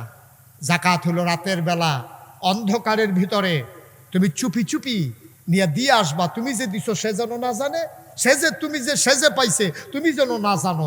এইভাবে চুরি করে তুমি জাকাত দিয়ে আসবা। জাকাত কোনো দান না, তোমার গরিবের তোমার কাছে পাওনা টাকা। ঠিক কিনা কও? জাকাত তোমার কাছে ফানা ফানা, এটা কোনো দান না, অনুগ্রহ না, বরং অনুগ্রহ করছে তোমারে, তুমি তার অনুগ্রহ করো নাই। তোমার জাকাত নিয়া তোমারে গোনাতেতে বাঁচাইছে। ঠিক কিনা কও? তুমি জাকাত না দিলে গোনাগার হইল। হেতে জাকাতরা না নিলে তুমি লইয়া লইয়া হাত লাও, জাকাত না হইলে ফাইলা না, হেতে নিয়া তোমার জাহান্নামতে বাঁচাই দিছে। সুতরাং তুমি তোমার প্রতি কৃতজ্ঞ না, তুমি তার প্রতি কৃতজ্ঞ যে ভাই আমার জাকাতরা নিয়ে আপনি বাঁচাইছেন। ঠিক কিনা কও? জাকাত কোনো দান না, জাকাত হইল গরিবের ধনীর কাছে পাওনা, ফাউন্ডা টাকা। যদি ইসলামী রাষ্ট্র হইতো, আমরা দেশে যে জাকাত অনেকে দেয় না, তারে বাইন্দা জেলখানাত নিয়া অ্যাকাউন্টস অফিসার ফাড়াইয়া হিসাব কইরা কয় টাকা জাকাত আইয়ে তারে কয়টা ফিডা দিয়া তার তা আদায় করলো হইলে ইসলামী রাষ্ট্র হইলে। ঠিক কিনা কও? বাচ্চা গেছো ইসলামী রাষ্ট্র নাই দেখতে, খাইয়া গেলা দুনিয়াত, আইসটা দুনিয়াত খাইতা তামা তামা করে লাও খাইয়া।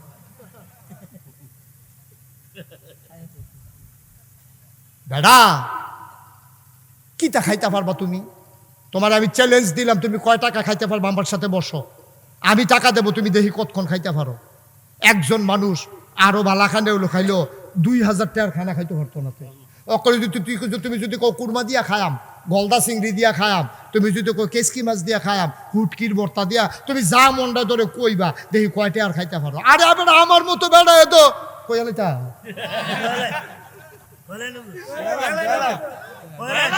মাহফিলও গেছিলাম, মাহফিলও গেছি। হেতান্ডি শুনছি আমি দেশি গুড়া মাছ টাছ পছন্দ করি, এতান্ডি আমার লেগে কই মাছ, শিং মাছ, ট্যাংরা মাছ রুটি দিয়া বানাইয়া দিছে পরে আমি ইচ্ছা মতো খাইছি, পছন্দ হয়েছে। খাইয়াটাই আসারছি পরে ওই যেতে খাওয়াইতে আছে হাতে করতেছে, একটা জিনিস তো বাইর হয়েছে। আমি বললাম খানা শেষ, আমার এখন যদি কেউ ফিডে কানতাম ফারাম খাইতাম পারতাম না। হাতে হুজুর একটা জিনিস বাইরে, আমি কি তাই না হুজুর আপনার যে ডায়াবেটিস যেটা আমি শুনছি এলাকা ঢাকাতে আপনার লেগে ওয়ার্ডার দিয়া মিষ্টি বানাই আনছি 1400 টাকা কেজি। কয়শো টাকা কেজি? না কথা কোনো, কয়শো টাকা কেজি? 1400 টাকা কেজি আপনার লেগে মিষ্টি বানাই আনছি। আমি কই কি মিষ্টি দিছাই আনছে পরে আমি কতক্ষণ চাইয়া রইছি, খাইতাম পারছি না, চাইয়া থাইকা খাইতাম পারছি না। কয় হুজুর একটা মিষ্টি খান, আমি কই তো না। পরে এটা কইছি যে একটা কাম করো, যেহেতু আশা করে আনছো মিষ্টি দিয়ে আমার পছন্দ হয়েছে, ওয়াশটা কইরাই ঠেকনার লগে কিছু জায়গা খাই হইলে যাইতে নি 2টা খাইয়া যাইতাম। পরে আওয়ানোর সময় 2টা খাইয়া কয়টা লইয়া এরপরে আইয়া পড়ছি। ভাই এর দূরে দো খানাটা, এর দূরে দো, ফারলাম না তো, ফারলাম না তো। 2টা রুটি গুঁড়া মাছ দিয়ে খাওয়ানোর পরে 1400 টাকা কেজি মিষ্টিটা, একটা মিষ্টি ফারলাম না তো খাইতাম, সাইয়া থেকে কাঁদতাম পারছি, খাইতাম পারছি না। লাভ হয়েছে কি? এর দূরে তো এইটার লেগে বুঝি এত টান করণ লাগে, এইটার লেগে বুঝি সুদেটে হালাওন লাগে, আরে এইটার লেগে বুঝি তুই ঘুষ খাওয়ান লাগে, এইটার লেগে বুঝি তুই কন্ট্রাক্টারি করতে গিয়ে রডের বদলি বাস দেওয়ান লাগে, তুই এইটার লেগে তুই সেটা খাওয়ানোর লেগা না দাম। আরে খানার লেগে আমি সেইটা করে নি। আমাদের স্বভাবগুলো হয়ে গেছে কুকুরের স্বভাব, মনে কষ্ট নিয়ে নাকে উচিত কথা কইয়া যাই আর সকল বলা আইনা নাই স্যারা বাড়া লাগাই দিয়া যায় সকল বলা আলাদা। আগামীকালকে সকালবেলা 3টা গুস্তের টুকরা লই দেন। কয়টা? কথা কয় না তো, কয়টা রে? 3টা গুস্তের টুকরা লইয়া একটা কুত্তা, আপনার ফালা কুত্তা হোক রাস্তার কুত্তা হোক, অন্য কুত্তা দিয়ে দৌড়াইয়া ফিরটা একটা কুত্তার কাছে 3টা গুস্তের টুকরা এটা দিয়ে হালাইবে।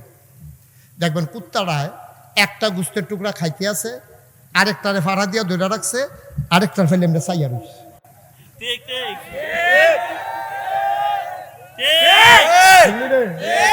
একটা বোতর বোতর খাইতে আছে, আরেকটারে ফাড়া দিয়া ধরে রাখছে, আরেকটার ফেলে চাইয়া রইছে। আমরা খাইছ তুই সেই রকম দুগলা খাইতে আছি, দুগলা লইয়া বইয়া রইছে, আরেকটার ফেলে চাইয়া রইছি। আমরা কুত্তার খাইছ তো হয়ে গেছে আমরা, ঠিক কিনা কহ? মানুষ এইরকম হইতে পারে না।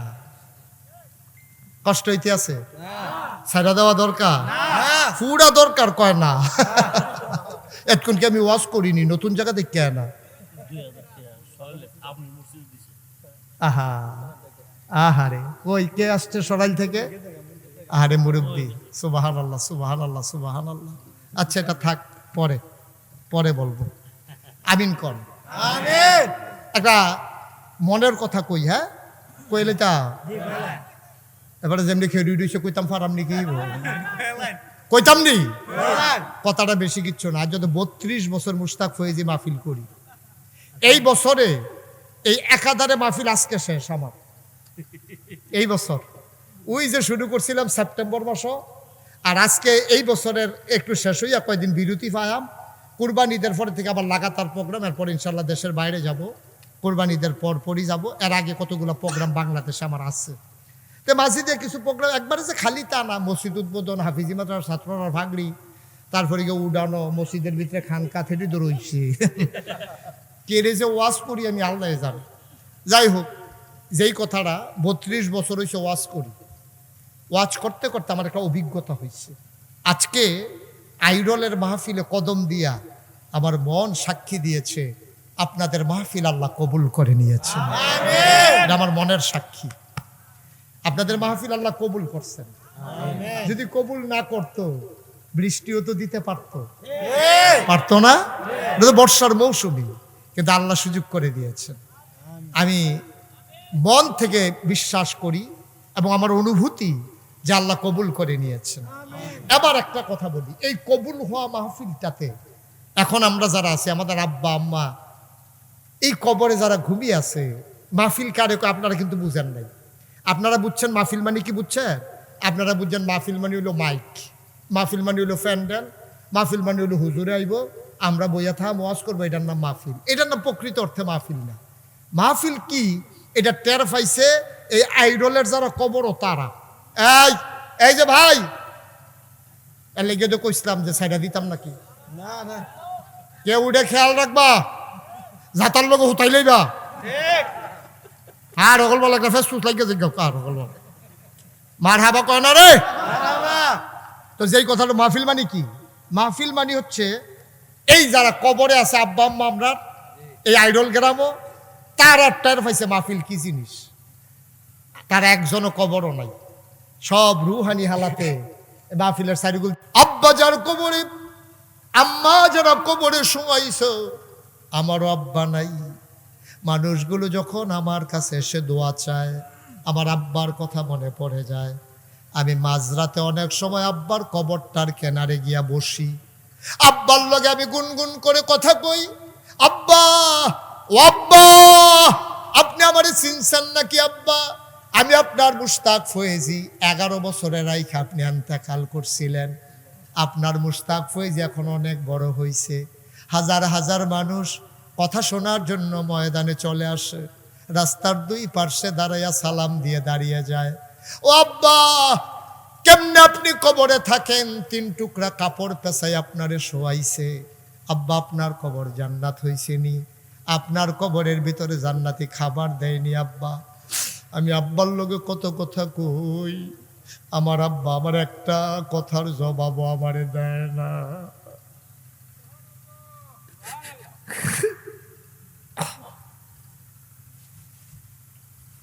আমি কত কথা কই আব্বার লগে, আব্বা একটা কথার জবাব দেয় না। আমি কাঁদতে কাঁদতে ঘুমাইতে যাই, আমি ঘুমাইতে পারি না। ওয়াইরলের মানুষ, আমার যেমন বাবা নাই, আমার যদি এমন লাগে, তোমরার যারার বাবা নাই, তোমরারও তো এমন লাগে রে ভাই। এই যে বাড়িটাত ঘুমাও, তোমার আব্বাই দিয়া গেছে, জমিনগুলাকে চাষ করে খাও, তোমার আব্বার দেওয়া। ঠান্ডা বাতাস আইলে পাতলা খেতাটা গায়ে দিয়া তুমি ঘুমাও। তোমার আম্মায় মারা যাওয়ার আগে কত কষ্ট করে কাঁথাটা সেলাই করে দিয়া গেছে রে, কয়বার শুয়ের গোতা খাইছে, তারপরে সন্তানের জন্য কাঁথা সেলাই করে দিয়া গেছে। এমন আব্বা আম্মা যাদের কবরে, আজকে সবাই মিলে আব্বার জন্য আম্মার জন্য দোয়া করব। তার আগে একজন আমরা যাব না, সবাই পড়ো আমি। সবাই রাজি আছেন ইনশাআল্লাহ?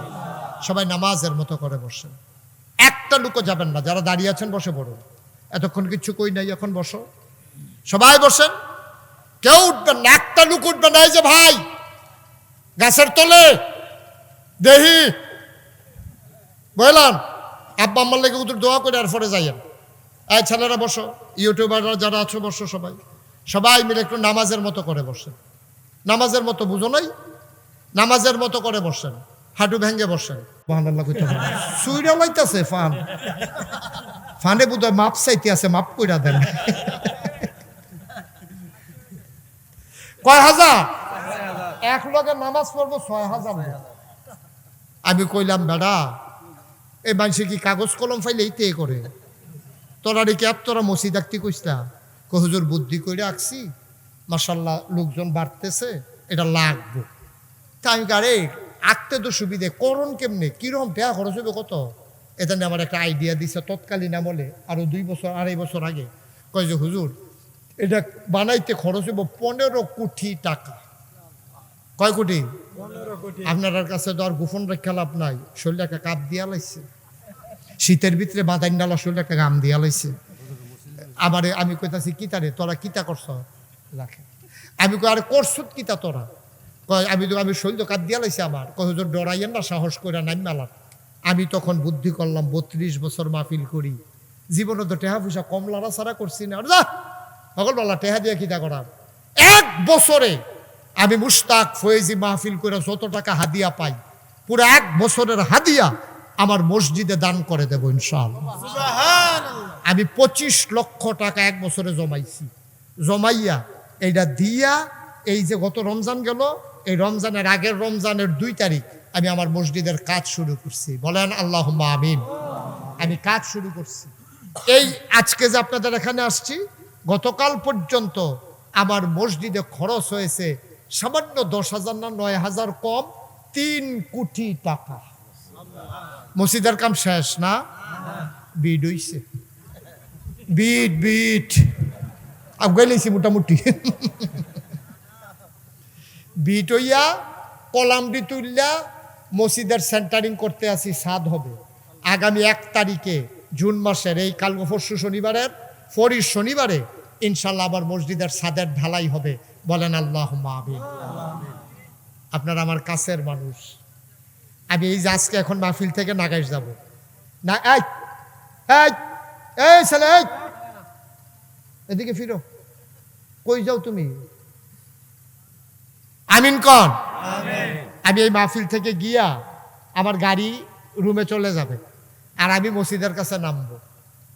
এই যে একদিন দেখতে পারি না, এই কুদ্দুর কাজাক গইছে কলজাদা মানে না, মসজিদের কাছে নামা আমি হাঁটি, একটা রডের টুকরা পড়া রয়েছে কিনা, একটা কাঠের টুকরা পড়া রয়েছে কিনা। আমার সন্তানের চাইতে বেশি মায়া হয়ে গেছে মসজিদের জন্য।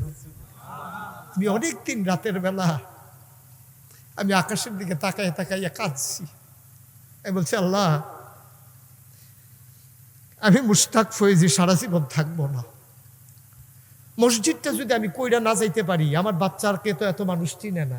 আমারে যেমনি বাংলা ভাষাভাষী মানুষ দেশে বিদেশে সবাই চিনে, আমার ছেলেদেরকে তো এত মানুষ চিনে না।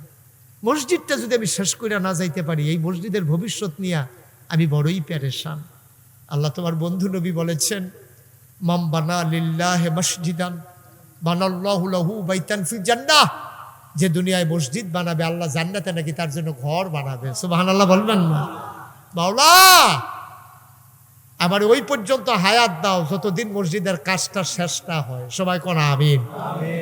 আমি আল্লাহর কাছে দরখাস্ত দিছি। এই যে 3 কোটি টাকা খরচ করলাম, আমি দিছি 25 লাখ, আর 2 কোটি 75 লাখ টাকা পাইলাম কই? একজনে তো জিগাইলেন না, জিগা কই পাইলেন? আরো পরে আমি গিয়া আসলে ফোনে জিগাইলেন জিগানা ছিল না এটা যে 25 লাখ আপনি না দিলেন, 3 কোটি হইতে আরো 2 কোটি 75 লাখ এটি কই ফেলে? মোবাইলে, বিকাশে, নগদে, রকেটে। মালয়েশিয়া গেছি ওয়াজ করতাম, মালয়েশিয়া তারা আমার গাড়টি বান্ধা টেহা দিয়া দিছে। সৌদি আরব গেছি ওয়াজ করতাম, সৌদি আরব আমার টেহা দিয়া দিছে। এই রেগুলার টাকা আসতেই আছে, আসতে আছে। এই যে আমি বইয়া রইছি, উনি মালিক ভাই খেয়াল করছে, খালি ফোন আইতে আছে, ফোন না তো টেহা ঢুকতে আছে বড় বড় ইয়া। মার হাবা কয় না রে। এই যে আপনারা এখানে আছেন, অনেকের আব্বা নাই আম্মা নাই, ভাইও কিচ্ছু করে যেতাম পারতাম না। জান্নাতে একটা ঘর বানাই যাইতাম পারলে আমার ঘর হইব জান্নাত, আমি কোনো জাহান্নামে গিয়ে হইতে থাকতাম না। অবশ্যই আল্লাহ আমার জান্নাত ব্যবস্থা করব। সুতরাং আপনাদের এখানে যারা আছেন, আমার মিনতি, আমি কোনোদিন বাংলাদেশের মানুষের কাছে হাত পাতি নাই। আল্লাহ আমার অনেক দিচ্ছে। আমি কোনায় 4টা মাহফিল শুরু করছি, রিক্সা দিয়া গেছি, সিএনজি দিয়া গেছি, বেবি ট্যাক্সি দিয়া গেছি, তারপরে ভাড়া গাড়ি, অহন নিজের গাড়ি, বিমানে তো দেশের বাইরে গিয়ে ওয়াজ করি। আপনাদের মানুষ আমি এমন কোনো আসমানতে নাজিল হইছি না, আমি আপনাদেরই মানুষ। আমার এই মসজিদটা আমার একটা স্বপ্ন। আমি প্রতিদিন আপনাদের জন্য দোয়া করতেছি। আমার ভাইয়েরা এখানে যারা আছেন, একটা মানুষ সবাই মিলে আমরা ইচ্ছে করলে একবারে সহজ।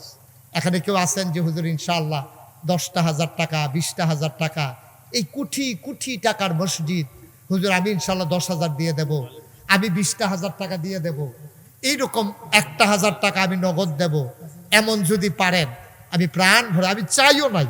এই দেখেন সরাইল থেকে আমার এক ভাই আসছে, 2,000 টাকা ওই সরাইল থেকে নিরালাই ওই হুজুরের কাছে দিয়া গেছে। আমি বলিও না, এই যে মালিক ভাই, আমি কিন্তু চাইছিও না।